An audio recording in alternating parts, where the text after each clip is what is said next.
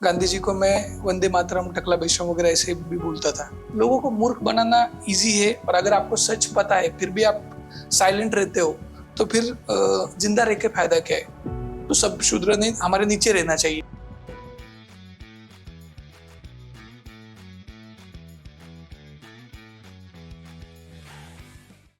नमस्ते दोस्तों, welcome to the Zainab show.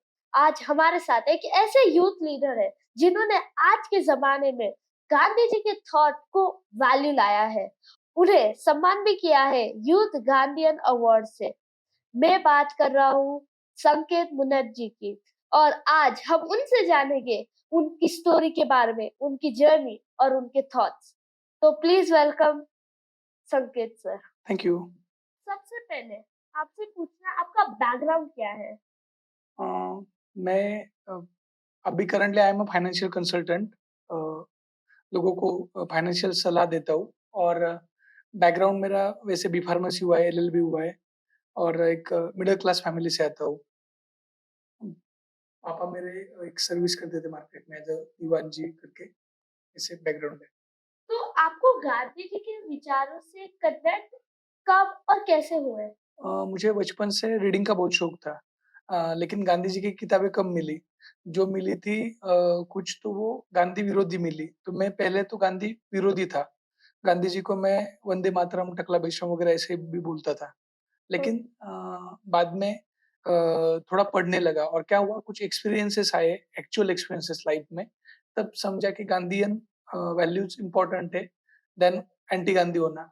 तो उस वजह से मैं गांधी समझने लगा। जैसे कि मैंने सुना था गांधी जी ने पार्टीशन किया, 55 करोड़ दिए, या भगत सिंह को फांसी के लिए गांधी जिम्मेदार है, ऐसे कुछ कुछ मिसकंसेप्शन थे माइंड में, जो मैंने कुछ उनके उनकी जिन्होंने हत्या की उसकी किताबें पढ़ के बनाई थे। तो लेकिन जब दोनों बाजू बढ़ने लगा, और मोस्टली सुभाष चंद्र बोस पढ़े मैंने, सरदार पटेल पढ़े, जिनको मैं उनका विरोधी समझता था। लेकिन जब उनको खुद को पढ़ा, तो सुभाष चंद्र बोस ने भी गांधी जी को राष्ट्रपिता कहा, ये पता चला। और सरदार पटेल खुद बोलते हैं कि मैं खाली बैरिस्टर वल्लभ भाई पटेल रहता अगर मुझे गांधी ना मिलते तो। तो ये लोगों की जर्नी जब देखी, तो उनको जो उनके उनमें झगड़ा दिखाकर जो अपना मतलब साधते हैं, तो उनका पता चला मुझे, और फिर उस बारे में मैं थोड़ा-सा लोगों में अवेयरनेस फैलाने लगा, और खुद के लाइफ में भी कुछ इम्प्लीमेंट करने लगा। नोइंग गांधी ग्लोबल फ्रेंड्स का हुँ। आइडिया कैसे आया? पहले तो इसको महात्मा गांधी ग्लोबल फ्रेंड्स किया था। तो कुछ लोगों का ग्रुप में अलग-अलग सभी कास्ट के, रिलीजन के लोग थे, और कुछ ना मानने वाले भी लोग थे। तो उन्होंने बोला कि मतलब हम रिलीजन नहीं मानते, तो आत्मा कैसे मानेंगे? तो फिर महात्मा गांधी का अंडरस्टैंडिंग गांधी ग्लोबल फ्रेंड्स किया, और उसके बाद नोइंग गांधी किया। अंडरस्टैंडिंग यानी समझ लिया है हमने, और नोइंग यानी पहले जानना फिर समझ के इम्प्लीमेंट करना। तो ये इसका आइडिया ऐसे आया कि देखा तो सोशल मीडिया पे ना गांधी को गालियाँ देने वाले बहुत सारे लोग थे। मैं वहाँ पे जाके कमेंट करता था, जैसे कि एक होता है कि कुछ एक्सट्रीमिस्ट इस साइड के लोग, जो खुद को हिंदू एक्सट्रीमिस्ट बोलते हैं, तो वो गांधी जी को गालियाँ देते थे। तो उसपे जाके मैं कमेंट करता था कि गांधी तो सच्चे हिंदू थे, उन्होंने आखिरी वक़्त लफ्ज़ भी राम था उनका, और सबसे ज़्यादा काम तो उनका सबके लिए है, लेकिन हिंदू के लिए ज़्यादा है, क्योंकि यहाँ पे इंडिया में हिंदू ज़्यादा है। तो लेकिन वो भी उसमें से कुछ एक्सट्रीमिस्ट लोग, जो अच्छे लोग हैं, वो गालियाँ नहीं देते थे, लेकिन एक्सट्रीमिस्ट लोग देते थे, और उस वज़ह से बाकी भी मिसगाइड हो जाते थे। तो वहाँ पे कमेंट करता था मैं पहले। उसके बाद एक अम्बेडकराइट लोग हैं कुछ, तो उ उसमें से भी जो खाली ये करना चाहते हैं, कुछ पॉलिटिकल के लिए गांधी जी को विरोध करना चाहते हैं, तो उनके इस पे भी वो बोलते थे गांधी और गोडसे दोनों मनुवादी थे। तो उस पे जाके भी मैं कमेंट करता था कि गांधी ने उल्टा अनटचेबल्स के लिए बहुत सारा काम किया, और उनकी हत्या का कारण भी वही था। ये भी वहाँ पे ये किया।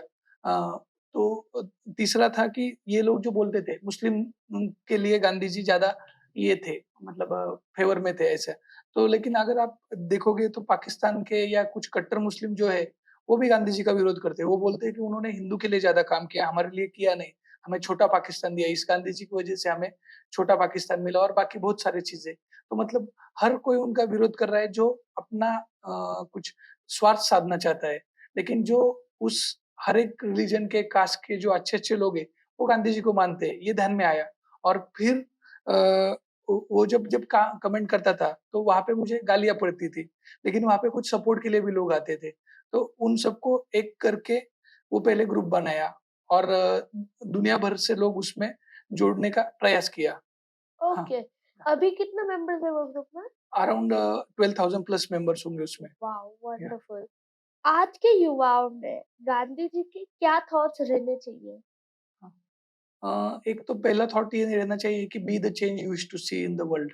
हम क्या है लोगों को बोलते हैं कि ऐसा करो, वैसा करो वगैरह-वगैरह, लेकिन खुद में कुछ इम्प्लीमेंट नहीं करते। गांधी जी का सबसे मेन थॉट वो था be the change you wish to see in the world. जो बदलाव आपको दुनिया में लाना है वो पहले खुद में लाओ।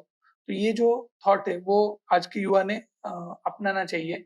दूसरा है उनका ये प्यार फैलाना। वो कभी किसी के बारे में भी हेट नहीं किया उन्होंने। ना कोई कास्ट के बारे में, रिलिजन के बारे में, इवन ब्रिटिशर्स के बारे में भी हिट नहीं किया। उन्होंने बोला कि हमें उनकी गुलामी खत्म करनी है, लेकिन उनको खत्म करना है ऐसा उन्होंने नहीं बोला। तो ये जो हेट्रेड है अभी अ, अपने कंट्री में और बाहर भी बहुत फैल रहा है रिलिजन, कास्ट और बाकी चीज़ों के नाम पे। तो वो कम करने के लिए युवाओं ने उनको फॉलो करना चाहिए, ऐसा मुझे लगता है। युवा गांधीयन अवार्ड मिलने हुँ। का क्या अनुभव है मैं आपका? अच्छा मूवमेंट था वो। जो मेरे एक फ्रेंड है इंडोनेशिया के पद्मश्री इंदिरा उदयन, उनको मैं 2 साल पहले मिला था और उनके हाथ से और जिस मूवमेंट में मैंने काम किया था अ, वहाँ पे मुझे वो मिला अवार्ड। तो it was a nice experience. लेकिन मुझे अवार्ड से ज़्यादा खुशी तब होती है कि जब लोगों में बदलाव आता है।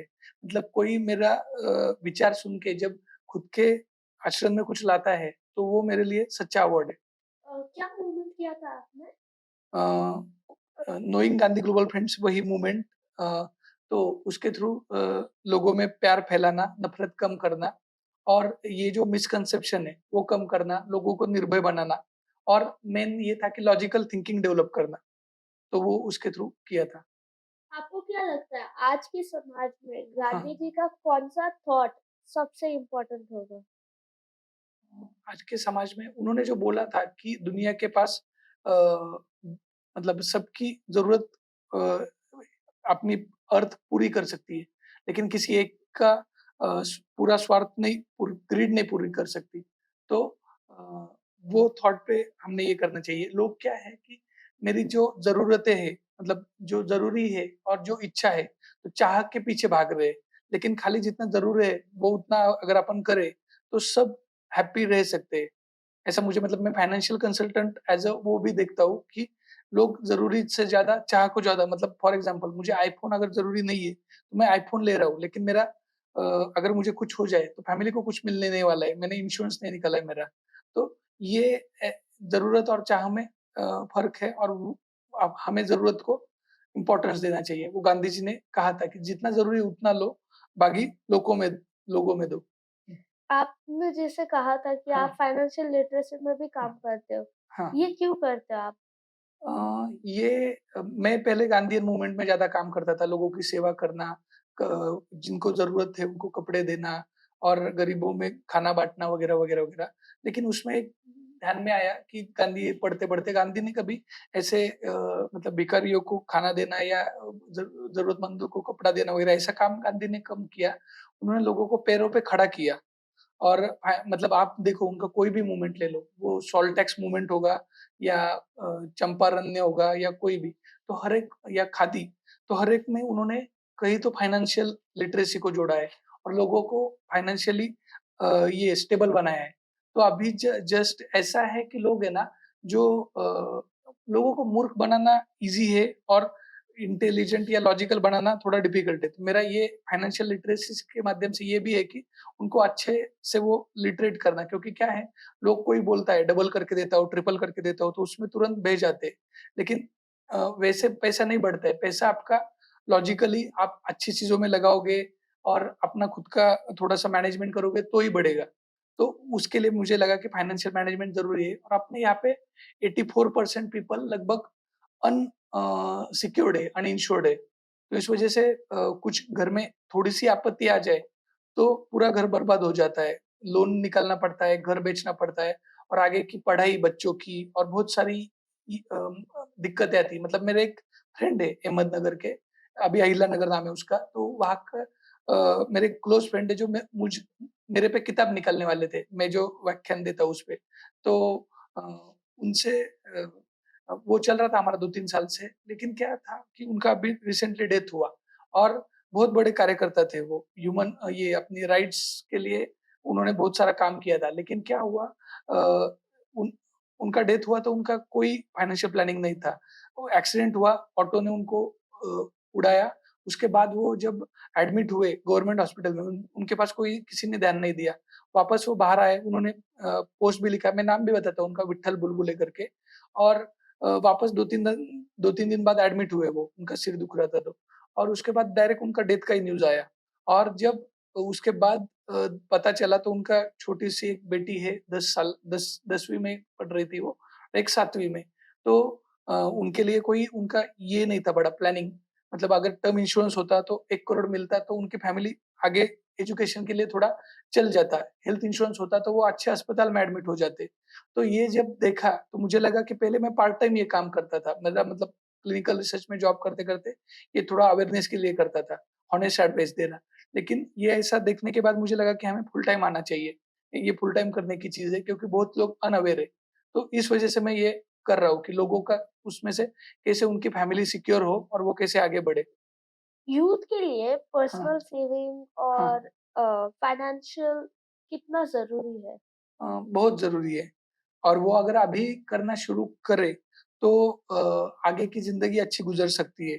वो मतलब जो अभी मुझे भी मैं जब मतलब 18-20 साल का था तो मुझे भी ये पता नहीं था कि ये ऐसा होता है। तो वो बहुत जल्दी पता चलना चाहिए और वैसे उन्होंने सेविंग करना चालू करना चाहिए। लेकिन क्या हो गया है कि सोशल मीडिया और आजू-बाजू में जो ये है दिखावे का प्रचंड ये है क्रेज़ है कि ये लिया, डालो सोशल मीडिया पे, एक कार ली, आईफ़ोन लिया, ये लिया। तो उससे अच्छा आप सेविंग करो और सेविंग करके थोड़ा इन्वेस्ट करो।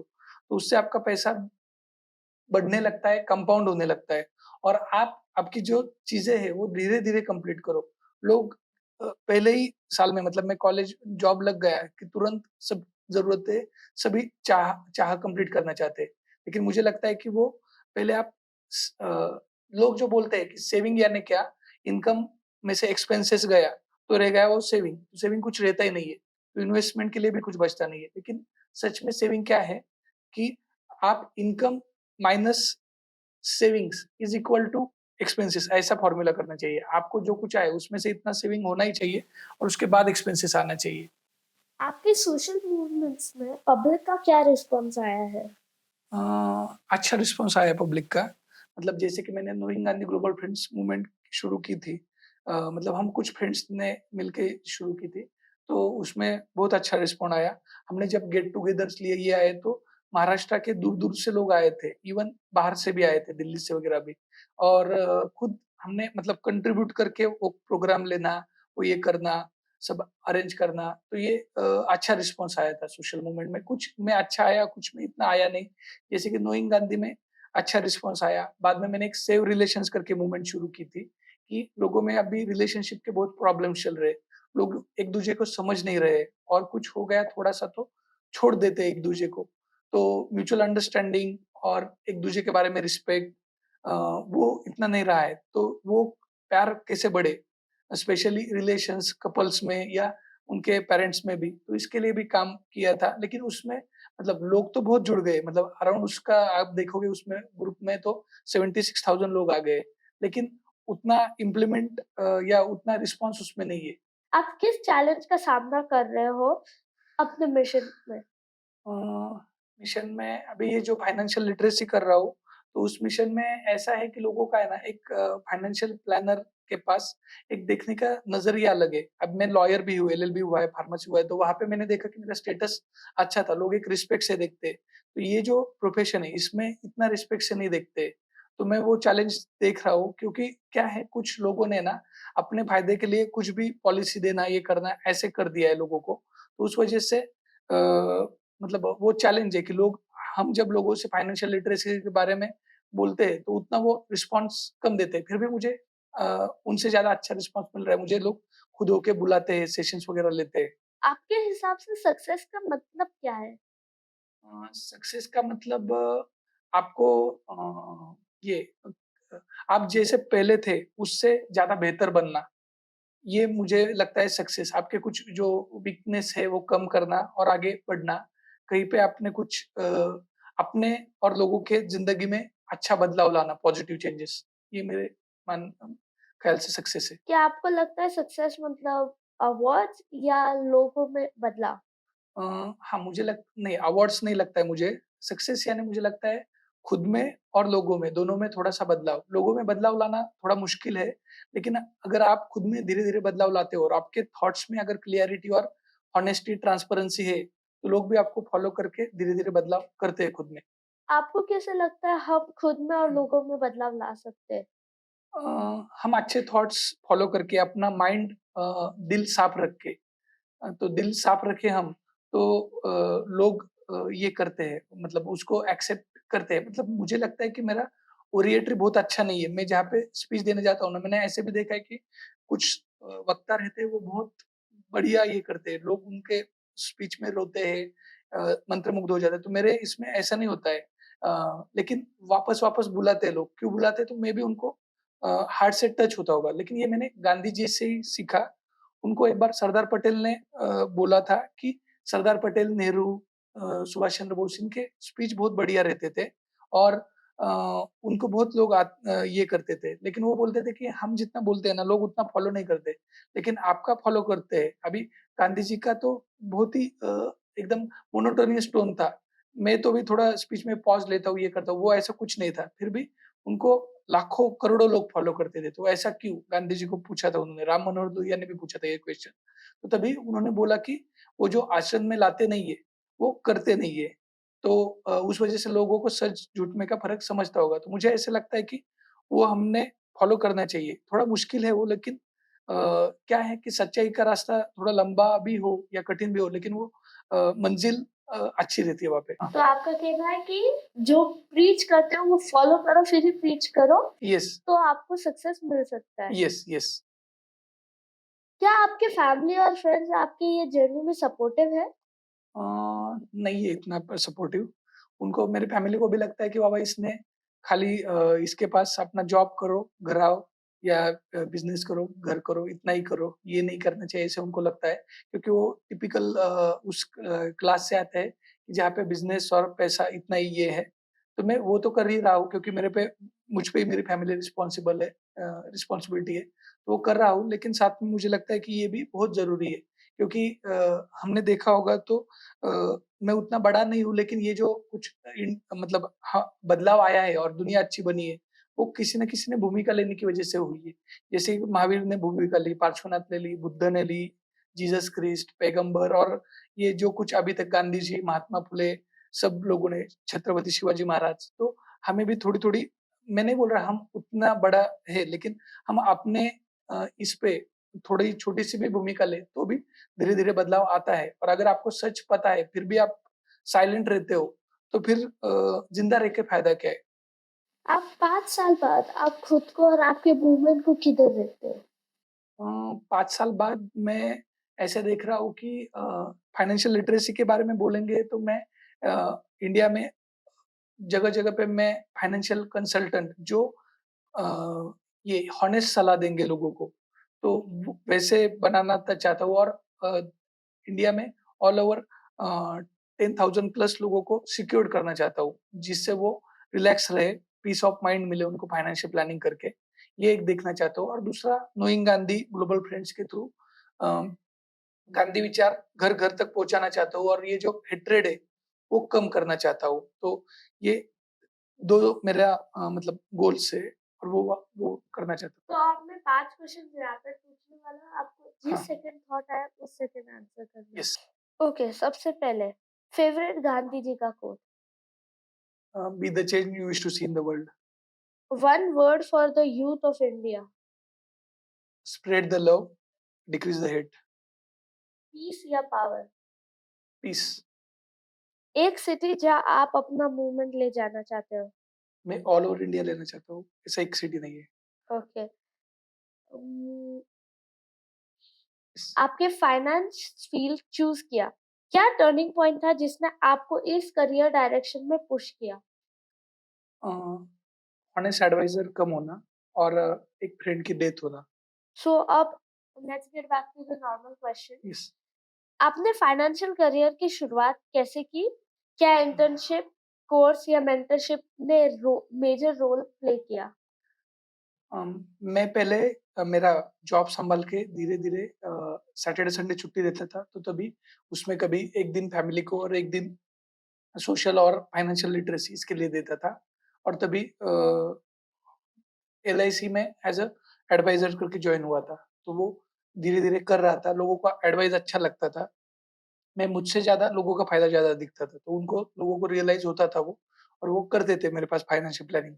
लेकिन वो समय जब कम लगने लगा उसमें मैं इसका लोगों को समय ज़्यादा चाहिए और मैं दे नहीं पा रहा हूँ, तो मैं इसमें पूरी तरह आ गया। जॉब कॉर्पोरेट जॉब वगैरह छोड़ के इसमें पूरी तरह या फाइनेंस इंडस्ट्री में कंपटीशन बहुत ज़्यादा है। हाँ। आपने खुद को स्टैंड आउट कैसे बनाया? अ, हाँ, तो एक तो नॉलेज और सब खुद को अपग्रेड करना और दूसरा ये कि लोगों का अपने फ़ायदे से ज़्यादा लोगों के फ़ायदे का सोचना। उनको मैं लोगों को ना भी बोलता हूँ कि आपका एक आधा चीज़ है तो आप मत लो। तो लोग क्या करते हैं, कुछ भी चिपका देते हैं, तो मैं ऐसे नहीं करता हूँ। तो ये एक फ़ॉलो करता हूँ और इसका डेली ट्रेनिंग्स रहता है मतलब रोज़ मैं अभी यहाँ पे आया हूँ लेकिन 9:30 से 10:30 बजे रोज़ ट्रेनिंग लेता हूँ और डेली ऐसे कुछ ना कुछ चालू रहता है, सीखना और सीखता हूँ फिर वो थोड़ा इम्प्लीमेंट करता हूँ लोगों को मिलके और मैंने जो खुद नहीं लिया है, वो लोगों को बोलता नहीं हूँ। मतलब फॉर एग्ज़ाम्पल मैंने खुद का टर्म इंश्योरेंस लिया हुआ है, हेल्थ इंश्योरेंस लिया हुआ है, एसआईपी, म्यूचुअल फंड्स वो भी किया हुआ है। खुद का फाइनेंशियल प्लानिंग जो किया है, वही मैं लोगों को बताता हूँ। आपका काम का हुँ, जो आपके ऑर्गनाइज़ेशन या जो हाँ, भी लोग हैं, हाँ। उन पे डायरेक्ट इम्पैक्ट कैसे पड़ता है? अ, किस कौन-सा काम आप बोल रहे हैं मतलब? फाइनेंशियल हाँ, मैनेजमेंट। तो हमने वेलब्रिज फाइनेंशियल सर्विसेज़ करके फर्म शुरू की है खुद की। वेल्थ ब्रिज यानी लोगों को वेल्थ तक पहुँचाना। तो इम्पैक्ट ऐसे पड़ता है कि अभी मेरे साथ बाकी और 18 से 20 एडवाइज़र भी हैं, जो कोई अपना जॉब, नौकरी या फुल टाइम भी ये कर रहे हैं। तो इसमें हम जो ट्रेनिंग्स देते हैं या जो उनको बताते हैं कि हमें लोगों को ये एक प्रकार का बड़ा सोशल वर्क ही है। आप एक बार एक कोई आदमी फाइनेंशियली इंडिपेंडेंस हो जाए, तो अभी इंडिया इंडिपेंडेंट हो गया, लेकिन अगर फाइनेंशियल इंडिपेंडेंस मिलना बहुत ज़रूरी है। अगर वो मिल जाए तो लोग अच्छे से अपने अगले गोल्स पूरा कर सकते हैं। आपको इस फील्ड में कौन-सा रिकॉग्निशन या माइलस्टोन सबसे प्राउड फील करवाता है? मुझे मिलियन डॉलर राउंड टेबल करके एक अभी रिकॉग्निशन मिला लास्ट ईयर। अ, अभी 2 1 महीने पहले ही वो अवार्ड मिला है मुझे। तो वो वर्ल्ड में जितने एडवाइज़र्स होते हैं, उसमें से 1% एडवाइज़र को ही वो मिलता है। तो वाह! वो मुझे प्राउड फ़ील करता है और वो दूसरा ये है कि मैंने मेरे अ साथ जो टीम बनाई है, तो उनको जो सिखाया, तो उसमें भी एक को वो मिला अवार्ड। तो मुझे भी मिला और उनको मतलब मेरी बहन को भी मिला, तो ये मुझे अच्छा लगा और इस साल मुझे और 6 से 7 लोगों को वो अवार्ड ये करना है। वाह! सबसे टफ फाइनेंशियल डिसीजन क्या था जो आपने हैंडल किया और आपने उसे कैसे क्रैक किया? अ, सबसे टफ फाइनेंशियल डिसीज़न अ, मतलब ये अभी लोगों का जब प्लानिंग करता हूँ, तो कभी जब क्लेम्स आते हैं, कुछ आते हैं, तो उस टाइम पे दिक्कतें आती हैं। तो मेरी एक फ्रेंड थी जिन्होंने हेल्थ इंश्योरेंस लिया था मुझसे और कुछ कारण से हमारा कुछ आगे बात नहीं बढ़ी विचारों की वजह से। मतलब कुछ झगड़े हुए तो उन्होंने मुझे कुछ गालियाँ देके बंद कर दिया। लेकिन क्या हुआ, उन्होंने जब हेल्थ इंश्योरेंस निकाला 1 महीने बाद ही उनका क्लेम आया, कोरोना था तब भी और कोरोना में उनकी मम्मी को एडमिट किया था। तो तभी रात को 12 बजे मुझे फ़ोन आया ऐसे-ऐसे हुआ है करके। तो मैंने बोला ठीक है, मैं आपको ये करता हूँ। उनको गाइड किया लेकिन तब भी गवर्नमेंट जो एम्प्लॉयी था, उन्होंने उनको कोरोना पॉज़िटिव नहीं दिखाया और हॉस्पिटल में एडमिट किया तो क्लेम रिजेक्ट हो गया। तो मैंने तभी उस गवर्नमेंट एम्प्लॉयी से बात की, उनको थोड़ा-सा बोला और ये किया और वो उनको मिल गया। लगभग 97,000 का क्लेम था और इसमें ये हुआ था कि उसने पहले मुझे जब निकाला था पॉलिसी तो उसने मुझे बोला था कि आपको वो दान मैं आपका ये नहीं करती, मैं बोली आपको मेरे सर्विस मिलेगी लेकिन बहुत मतलब गंदा बोला था। लेकिन जब ये आया तो सर्विस दिया और उनका भी बाद में उन्होंने खुद का और बाकी लोगों को भी फाइनेंशियली सिक्योर किया मुझसे। आपने कब पहली बार पब्लिक स्पीच दी थी? पब्लिक स्पीच पहली बार मुझे लगता है मेरी जब किताब आई थी अ, तब दी थी एक्चुअल पब्लिक स्पीच अ, और उसके पहले स्कूल में पब्लिक स्पीच दी थी 3rd स्टैंडर्ड में वगैरह। लेकिन तब मुझे इतना अच्छा आता नहीं था तो अ, मतलब लोगों ने कुछ लोग मेरे टीचर ने वगैरह एप्रिशिएट किया लेकिन बाकी लोग हँस रहे थे तभी स्पीच पे। हाँ। कैसा एक्सपीरियंस था जब आपने पहला पब्लिक स्पीच दिया? अ, अच्छा एक्सपीरियंस था लेकिन ये नहीं थे अ, पॉइंट्स इतने ये नहीं हो रहे थे, सूझ नहीं रहे थे जब स्टेज पे गया था तभी। अगर आप एक्टिविस्ट नहीं होते तो क्या होते आप? अ, एक्टिविस्ट नहीं होता तो मैं अ इस मेरे फाइनेंशियल कंसल्टेंट में और ज़्यादा बड़ा ये होता। सोशल मीडिया का रोल क्या लाता है आपके काम में? बहुत बड़ा रोल आता है उसका। मुझे मतलब जितने क्लाइंट्स मिलते हैं तो वो मेरे आर्टिकल्स वगैरह पढ़ के ही ज़्यादा आते हैं और ये जो मैं मूवमेंट चला नोइंग गांधी वगैरह, वो भी सोशल मीडिया के थ्रू ही ज़्यादा फैली है। उल्टा मुझे ऐसे लगता है कि सोशल मीडिया को आपको आप लोग क्या करते हैं कि कुछ किसी ग्रुप में कुछ गलत बोल दिया किसी ने, कुछ हेट्रेड ज़्यादा फैल रहा है तो वो ग्रुप छोड़ देते हैं। मुझे ऐसे बोलना है कि वहाँ पे आप रहो और आप वहाँ पे सच रखो और अगर आप ना भी सच रखो, आप वहाँ पे साइलेंटली भी रखो। अगर आपका जो प्रेज़ेंस है वहाँ पे, वो जो झूठ फैलाने वाले लोग हैं, उनको ये होता है तकलीफ देता है। वो आपकी वज़ह से कभी-कभी उसमें वो डाल नहीं सकते। ये मेरा अनुभव रहा है। तो सोशल मीडिया मुझे लगता है कि जैसे साइंस के प्लस माइनस है, वैसे सोशल मीडिया आप प्यार फैलाने के लिए अगर यूज़ करो, तो बहुत अच्छा मीडियम है। आपको किस मूवमेंट ने सबसे ज़्यादा इंस्पायर किया पर्सनली? सबसे ज़्यादा इंस्पायर किया ऐसा कोई मोमेंट नहीं बोल सकता हूँ मैं, लेकिन मतलब हम जो गांधी विचारों का काम करते हैं, तो वो मोमेंट उसमें भी अच्छा इंस्पायर किया और दूसरा ये फाइनेंशियल प्लानिंग ज जब किसी का अच्छा प्लानिंग होता है और वो सिक्योर्ड होता है और हैप्पी होता है, पीस ऑफ माइंड मिलता है। आपको सोशल वर्क में क्या-क्या अचीवमेंट मिले हैं? सोशल वर्क में मुझे अचीवमेंट्स एज़ कुछ अवार्ड्स मिले जैसे कि और एक कुछ लफ्ज़ मुझे अच्छे लगे, जैसे कि अभी महात्मा गांधी के पड़पोते तुषार जी गांधी, उनको पूना में एक अवार्ड दिया गया था सकल जैन समाज की तरफ से, अहिंसा का अवार्ड, तो जिन्हें महावीर ज्ञान विज्ञान पुरस्कार। तो तब भी अ, उनका मैं शूट कर रहा था पब्लिक में बैठ के, तो तभी उन्होंने मुझे बुलाया स्टेज पे और उन्होंने बोला कि अ, मुझसे ज़्यादा हकदार ये बंदा है इस अवार्ड के लिए कि हम जो 60-70 साल में नहीं कर पाए उतना इसने 6-7 साल में करके दिखाया, घरों-घरों तक गांधी विचार फैलाए। तो ये मुझे अ, अच्छा लगा। आपने आपकी किताब भी लाई है, तो हाँ, आप दिखाना चाहते हैं ऑडियंस को हाँ, क्या है मेन ऑब्जेक्टिव ये किताब का हाँ, और आपने इसमें क्या कवर किया है? हाँ। तो पहले तो इस किताब का मैं श्रेय देना चाहूँगा संजय रेंदालकर जी को, जिनकी वजह से ये किताब आई, उनकी कांसेप्ट है। लेकिन मैं आर्टिकल्स लिखता था फेसबुक पे, सोशल मीडिया पे या कभी-कभी न्यूज़पेपर में भी आते थे। तो गांधी जी के जो मिथ्स एंड फैक्ट्स है, जो उनकी जिस टेररिस्ट ने हत्या की नथुराम गोडसे, तो वो 15 कारण बोलता है कि मैंने क्यों हत्या की। तो मैंने उसका खंडन किया कि क्या था वो और साथ में गांधी जी का सुभाष चंद्र बोस, पटेल, भगत सिंह इनके साथ कैसा अच्छा रिलेशन था और वो एक-दूसरे का कितना रिस्पेक्ट करते थे, वो भी उसमें लिखा। तो वो आर्टिकल बहुत वायरल हुआ। लगभग 1000-2000 लोगों तक पहुँचा उस टाइम पे मतलब मुझे लगता है 10 साल पहले वगैरह। तो वाह! तभी उसपे उन्होंने वो आर्टिकल इसमें लिया है पूरा इस किताब में। तो और गांधी जी के रेयर थॉट्स तो ये मेन इसका एक कंटेंट है। इसको जो फॉरवर्ड है वो खुद तुषार गांधी ने दी है और इस ये अभी 5th एडिशन है। ये अभी लास्ट 2 किताबें बची है। अभी 6th एडिशन में हम निकालेंगे। तो इसका ये है कि पहला है कि वो उनके जो रेयर थॉट्स है कि बाबा कुछ लोगों को लगता है कि गांधी यानी अहिंसा यानी वीकनेस। तो गांधी जी ने ये बोला था कि आप पहले अहिंसा का प्रयोग करो लेकिन अहिंसा का नाम लेके छुपके नहीं बैठना है, आपको प्रतिकार करना है अहिंसक तरीके से। लेकिन अगर आप में वो हिम्मत ना हो, तो आप हिंसा करके भी लेकिन जस्टिस के लिए लड़ो, ऐसे गांधी जी ने बोला है। तो लोग क्या मिस इंटरप्रेट करते हैं कि गांधी जी यानी अहिंसा करके छुप जाना, तो कायरता नहीं है, अहिंसा ये सबसे बड़ा बल है, ये गांधी जी ने कहा था।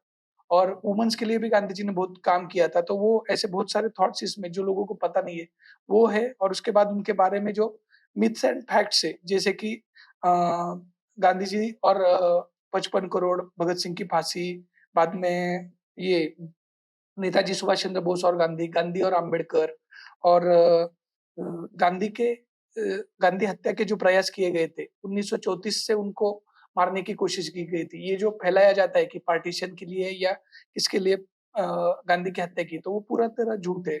1934 में पहला अटैक गांधी पे हुआ था, उसका रीज़न ये था कि गांधी ने सब जो कास्ट है, उनके लिए मंदिर खुला करो ऐसे बोला था। तो जो कुछ लोग थे यहाँ के, जिनको ऐसे लग रहा था कि गांधी इस वजह से, और क्या होता था, बाकी सुधारक बोलते थे तो लोग इतना फॉलो नहीं करते थे, गांधी को करोड़ों लोग फॉलो करते थे। तो देश में लाखों मंदिर खुले हो गए, सारी जो कुएँ रहते थे, वहाँ पे अलग-अलग जातियों को अलग-अलग ये रहते थे, मतलब किस जाति को अधिकार नहीं था कुएँ में पानी निकालने का। तो गांधी जी की वजह से वो भी खुले हो गए और लोगों ने खुद होके इंटरकास्ट मैरेजेस किए। तो ये सब जो हुआ, उस वजह से उनकी हत्या हुई। तो ये इसमें 1934 पे पहला अटैक उसी वजह से हुआ था कि उन्होंने यहाँ पे जो जैसे आप अक्रॉस बाहर जाओगे, तो वहाँ पे आपको वर्ण भेद दिखाई देगा, व्हाइट और ब्लैक। तो यहाँ पे कास्ट का ये था कि हमारी कास्ट श्रेष्ठ है, बाकी के शूद्र है, तो सब शूद्र ने हमारे नीचे रहना चाहिए। तो ये जो था, इसके बारे में गांधी जी ने बड़ा काम किया। उन्होंने अपर कास्ट वाले लोगों को खुद में प्रायश्चित्त की भावना लाई कि हम ये जो हज़ारों साल से कर रहे हैं, वो ठीक नहीं है।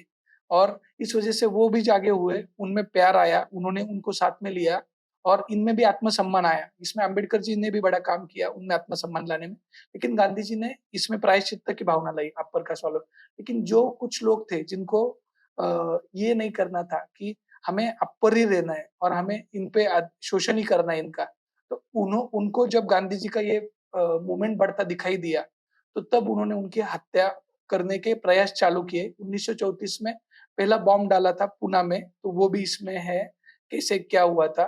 तो ये सब कुछ ये है और कुछ रेयर फ़ोटोज़ है उनके, जो उनको लोगों को पता नहीं है। जैसे जैसे गांधी जी फुटबॉलर थे अच्छे, उनका आज भी एक महात्मा गांधी नाम से एक इंटरनेशनल फुटबॉलर ब्राज़ील का वो खेलता है मैच वगैरह। तो ऐसी बहुत सारी बातें हैं रेयर जो इसमें मैंने रखी है और इसकी प्राइस भी एकदम कम रखी है, ₹40 खाली, मतलब हर एक आम आदमी भी ये ले सके। तो आप हमारे ऑडियंस को, यूथ को हुँ। क्या फाइनेंशियल लिटरेसी का एडवाइस देना चाहते हैं? फाइनेंशियल लिटरेसी का एडवाइस ये देना चाहता हूँ कि सबसे पहले खुद को सिक्योर करो। आपने यहाँ पे डेवलप्ड कंट्रीज़ में 100% लोग सिक्योर रहते हैं। उनका हेल्थ इंश्योरेंस, टर्म इंश्योरेंस रहता है। तो यहाँ पे वो नहीं है और वो चुनते वक़्त अच्छा चुनो, health insurance, term insurance, then SIP और लॉन्ग टर्म गारंटीड प्लान वगैरह। तो लोग वो नहीं करते, तो वो सबसे पहले करो। वो ओके, आप अभी जब यंग हो तो या सीनियर सिटीज़न भी हो तब भी आपको मिलता है, लेकिन आपको कुछ हेल्थ इश्यू या कुछ बड़ा चालू हो जाए तो आपको नहीं मिलता है। तो जब मिलता है तब ले लेना चाहिए। लोग गाड़ी का निकलते हैं लेकिन खुद का नहीं निकलते। अपना बॉडी वापस नहीं आने वाला है। और आप क्या मैसेज देना चाहते हो यूथ को, ऑडियंस को गांधी हेट्रेड कम करने के लिए? गांधी हेट्रेड कम करने के लिए मेरा ये मानना है कि गांधी जी के साथ जो लोग थे, आप उनकी किताबें पढ़ो, उनका खुद का एक्सपीरियंस पढ़ो। तो आप जो इसकी-उसकी किताबें पढ़ रहे हो, जो कभी ना इंडिपेंडेंस मूवमेंट में थे, ना कभी क लोगों का उन्होंने बड़ा काम किया है। उन्होंने खाली हेट्रेड फैलाने का काम किया है।